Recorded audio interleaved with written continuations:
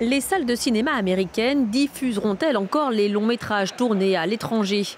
En mettant en place une taxation immédiate à 100% des films qui ne sont pas produits aux États-Unis, le président américain dit vouloir des productions Made in America.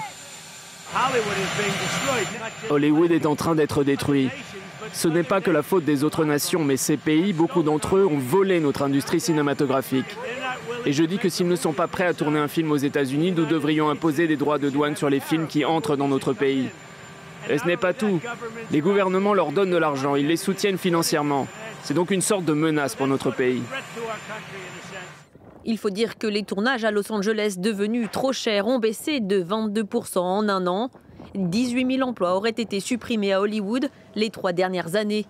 Car d'autres pays sont plus attractifs en raison d'un subventionnement massif de l'industrie cinématographique, à commencer par le Canada, surnommé Hollywood North, avec ses crédits d'impôt attrayants et ses infrastructures de qualité qui attirent les producteurs américains.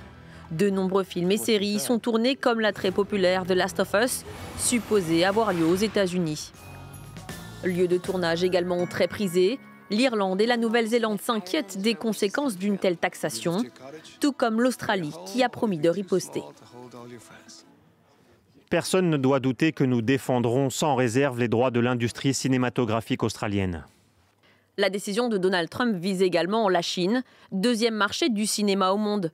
Pékin a de son côté déjà réduit drastiquement le nombre de films américains diffusés sur son territoire.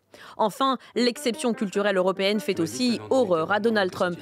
L'annonce a fait chuter les actions des principaux studios hollywoodiens et les services de streaming à Wall Street. Donald Trump, qui se rêve en héros venu sauver Hollywood, pourrait finalement être le méchant de l'histoire.